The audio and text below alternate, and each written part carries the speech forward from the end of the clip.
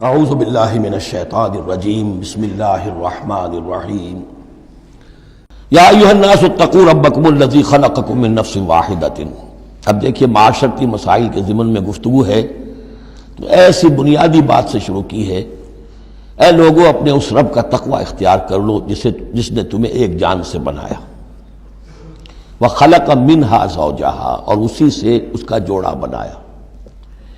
یہاں یہ نوٹ کرنے والی بات ہے کہ یہاں حضرت آدم کا لفظ نہیں ہے کہ آدم سے ان کا جوڑا بنایا، بلکہ نفس سے بنایا۔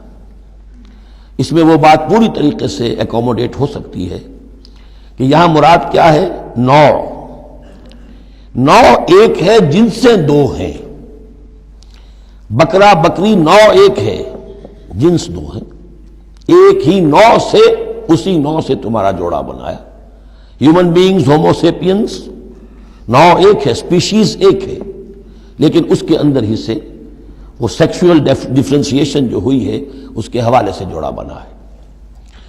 یا ایھا الناس اتقوا ربکم الذی خلقکم من نفس واحدۃ وخلق منھا زوجہا وبث منہما، اب یہاں پر مراد ہیں وہی آدم اور حوا، ان دونوں سے پھیلا دیے زمین میں کثیر تعداد میں مرد اور عورت، رجالا کثیرا ونساء۔ یعنی اس تمدن انسانی کو اگر آپ ٹریس کریں گے، پیچھے لے جائیں گے، تو اس کی کامن ایک اس کی بگننگ ہے، ایک انسانی جوڑا آدم اور حوا۔ اس رشتے میں پوری نوع انسانی جو ہے رشتہ اخوت میں منسلک ہو جاتی ہے، اس لیول پر جا کر۔ ایک ہے سگے بہن بھائی، ایک ہے دادا دادی پر جا کر کزنز مل جائیں گے، پردادا پردادی پر جا کر اور ایک لمبا حلقہ ہو جائے گا۔ چلتے جائیے تو آدم و حوا کی نسل جو ہے وہ جا کر آخر بالآخر ایک پیرنٹس ہیں، ایک کپل ہے، آدم اور حوا۔ واتقوا اللہ الذی تساءلون بہ والارحام، اور اس دیکھیے ایک ہی آیت میں دوسری مرتبہ پھر تقوی کا حکم، اور تقوی اختیار کرو اس اللہ کا جس کا تم ایک دوسرے کو واسطہ دیتے ہو۔ آپ کو معلوم ہے کہ دنیا میں فقیر بھی مانگتا ہے تو اللہ کے نام پر مانگتا ہے، اللہ کے واسطے مانگتا ہے، اور اکثر و بیشتر معاملات جو تمدنی ہوتے ہیں، گھریلو جھگڑے ہوں، ان کو بھی جب نمٹانا ہوتا ہے تو آخر کار کہنا پڑتا ہے کہ اللہ کا نام مانو اور تم یہ بات چھوڑ دو، اپنی اس ضد سے باز آ جاؤ۔ تو جہاں آخری اپیل کرنی ہے اللہ کے حوالے سے تو اس کا تقوی اختیار کرو، تو یہ جھگڑے ہو گئی نہیں، اس کے احکام پر چلو۔ اس نے سوسائٹی کے مختلف طبقات کے حقوق معین کر دیے، مرد کے حقوق، عورت کے حقوق، رب المال کے حقوق، عامل کے حقوق، مضاربت ہے تو ایک وہ ہے کہ جس کا سرمایہ ہے اور ایک وہ ہے کہ جو کام کر رہا ہے، دونوں کے کیا حقوق ہیں، کیا اختیارات ہیں۔ اگر ان کی پیروی کی جائے، ان کی پابندی کی جائے تو جھگڑا نہیں ہوگا۔ والارحام، اور رحمی رشتوں کا لحاظ رکھو۔ یہ وہ رحمی رشتہ ہے جیسا کہ میں نے بتایا، والدہ پر جا کر بہن بھائی ایک ہو گئے، دادی پر جا کر ایک اور بڑی تعداد میں ایک ہو گئے، یہ رحمی رشتے ہیں۔ لیکن انہی رحمی رشتوں کو پھیلاتے چلے جائیے تو کل بنی آدم، اور جتنی بھی بنات حوا ہیں وہ سب ایک ہی نسل سے، ایک ہی باپ اور ایک ہی ماں کی اولاد ہے۔ ان اللہ کان علیکم رقیبا، یقیناً اللہ تعالیٰ تم پر نگران ہے۔ یہ تقوی کی روح ہے۔ اگر یہ خیال رہے کہ میں کسی کی نگاہ میں ہوں، کوئی مجھے دیکھ رہا ہے، میرا ہر عمل اس کی نگاہ میں ہے، چھپا ہوا نہیں ہے، چاہے میں نے سب دروازے بند کر دیے، کھڑکیاں بند کر دیں اور پردے لگا دیے، سب کچھ ہو گیا، لیکن ایک آنکھ سے میں نہیں چھپ سکتا۔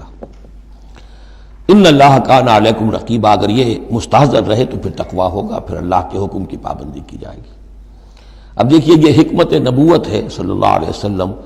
اس آیت کو حضور نے خطبہ نکاح میں شامل کیا، کیونکہ نکاح کا موقع کیا ہوتا ہے کہ ایک مرد ایک عورت کے درمیان پھر وہی رشتہ ازدواج قائم ہو رہا ہے، آدم کا ایک بیٹا، حوا کی ایک بیٹی، پھر اسی رشتے میں منسلک ہو رہے ہیں جس میں کہ آدم اور حوا تھے۔ جس طرح ان سے نسل پھیلی ہے، اب ان سے آگے نسل بڑھے گی۔ لیکن یہ کہ اس پورے معاشرتی معاملے میں، خاندانی معاملات میں، عائلی معاملات میں، جیسے سورہ بقرہ میں ہم نے دیکھا کتنی مرتبہ واتقوا اللہ واتقوا اللہ واتقوا اللہ، تقوی نہیں ہوگا تو پھر خالی قانون جو ہے اس کے اندر وہ تاثیر نہیں ہوا کرتی۔ قانون کو تو تختہ مشق بھی بنایا جا سکتا ہے، ولا تتخذوا آیات اللہ ہزوا، اللہ کی آیات کا ٹھٹا ہی نہ بنا دو کہ قانون کا تقاضا تو پورا ہو رہا ہے لیکن اس کی جو روح ہے وہ بالکل ختم ہو جاتی ہے۔ وآتوا الیتامی اموالہم، اور وہ جو دبے ہوئے طبقات ہیں ان میں سے یتیم ایک اہم طبقہ تھا، ان کے کوئی حقوق نہیں تھے، مال ان کے ہڑپ کر لیے جاتے تھے، کمزور تھے۔ وَآتُوا الْيَتَامَىٰ أَمْوَالَهُمْ وَلَا تَتَبَدَّلُوا الْخَبِيثَ بِالطَّيِّبِ، ان کا مال جو ہے اس میں سے اچھا مال لے لیا، برا ان کو اپنا برا مال ان میں شامل کر دیا۔ انہیں کیا پتہ چلا؟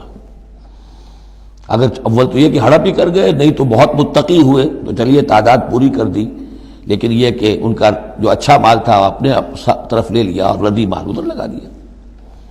وَلَا تَأْكُلُوا أَمْوَالَهُمْ إِلَىٰ أَمْوَالِكُمْ، اور ان کے مال اپنے مالوں میں شامل کر کے ہڑپ نہ کرو۔ إِنَّهُ كَانَ حُوبًا كَبِيرًا، یقیناً یہ بہت بڑا گناہ، بہت بڑے بوال کی بات ہے۔ وَإِنْ خِفْتُمْ أَلَّا تُقْسِطُوا فِي الْيَتَامَىٰ، اور اگر تمہیں اندیشہ ہو کہ تم یتیم بچیوں کے بارے میں انصاف نہیں کر سکو گے، یعنی یتیم ایک تو لڑکا ہوا، چلیے اس کی ایک زندگی ہے، ایک خاص حد کو پہنچنے کے بعد وہ ایک انڈیپینڈنٹ لائف اختیار کر لے گا۔ یتیم لڑکی کا معاملہ یہ ہوتا تھا کہ وہ یہ کہ کوئی ولی ہے، اس سے انہیں نکاح بھی کر لیا لڑکی سے تاکہ اس کا مال بھی قبضے میں آ جائے، اور چونکہ یتیم ہے اس کے پیچھے اس کے حقوق کی نگہداشت کرنے والا کوئی ہے ہی نہیں۔ اگر ماں باپ ہوں تو ظاہر بات ہے کہ پھر وہ بچی کے حقوق کے بارے میں بھی تو کچھ بات کر سکیں، لہذا جس طرح چاہیں اس پر ظلم کریں، ان کا کوئی پرسان حال نہیں۔ تو اس میں خاص طور پر کہ یتیم ایک تو ہے لڑکا اور ایک لڑکی یتیم۔ وَآتُوا الْيَتَامَىٰ، اسے منکرین سنت نے، منکرین حدیث نے اس آیت کو مختلف طریقے سے وہ تعبیر کیا ہے، لیکن وہ میں یہاں اس وقت بیان نہیں کر سکتا۔ جو مفہوم میں صحیح سمجھتا ہوں، جو سلف سے چلا آ رہا ہے، جو حضرت عائشہ صدیقہ رضی اللہ تعالی عنہا سے مروی ہے، تو میں وہی بات بیان کر رہا ہوں۔ یہاں جو ہے دوسری آیت میں، یہ تیسری آیت میں، وہ یتامہ سے مراد ہیں یتیم بچیاں، یتیم خواتین۔ وَإِنْ خِفْتُمْ أَلَّا تُقْسِطُوا فِي الْيَتَامَىٰ فَانكِحُوا مَا طَابَ لَكُم مِّنَ النِّسَاءِ مَثْنَىٰ وَثُلَاثَ وَرُبَاعَ، تو پھر یہ ہے کہ تم ان یتیم بچیوں سے نکاح مت کرو، اور تمہیں جو پسند ہو، اگر ضرورت ہے دو دو تین تین چار چار کی حد تک تمہیں اجازت ہے، نکاح کر سکتے ہو۔ تعدد ازدواج کی یہی آیت قرآن مجید میں۔ لیکن یتیم بچیوں کے تم ولی بن کر کہیں اور ان کی شادی کرو تاکہ ان کے حقوق کے لیے پاسبان بن کر تم کھڑے ہو سکو، ورنہ یہ کہ تم نے انہیں اپنے گھروں میں ڈال لیا تو پھر ان کے حقوق کا کون ہوگا جو باز پرس کر سکے تم سے۔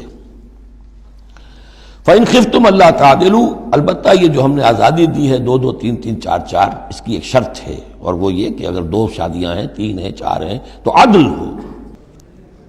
وَإِنْ خِفْتُمْ أَلَّا تَعْدِلُوا، اگر تم ان میں برابری نہ کر سکو، یہ اندیشہ ہو، فَوَاحِدَةً، تو پھر ایک ہی شادی کرو، ایک ہی بیوی، اس سے زائد نہیں۔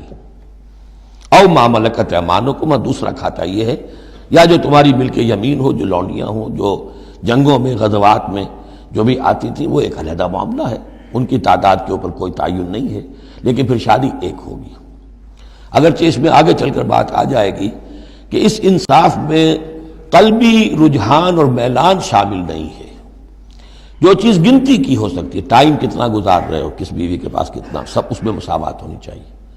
نان نفقہ کیا دے رہے ہو، کپڑے کیسے دے رہے ہو، ان تمام چیزوں میں جو کاؤنٹ ہو سکتی ہیں، جو مادی چیزیں ہیں، جو دیکھی بھالی جا سکتی ہیں، اس میں انصاف اور عدل لازم ہے۔ البتہ دلی رجحان اور میلان جس پر کہ انسان کو قابو نہیں ہوتا، اس میں گرفت نہیں ہے۔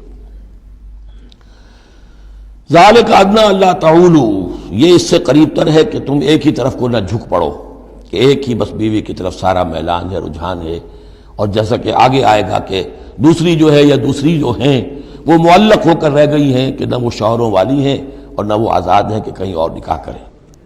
صدق اللہ العظیم۔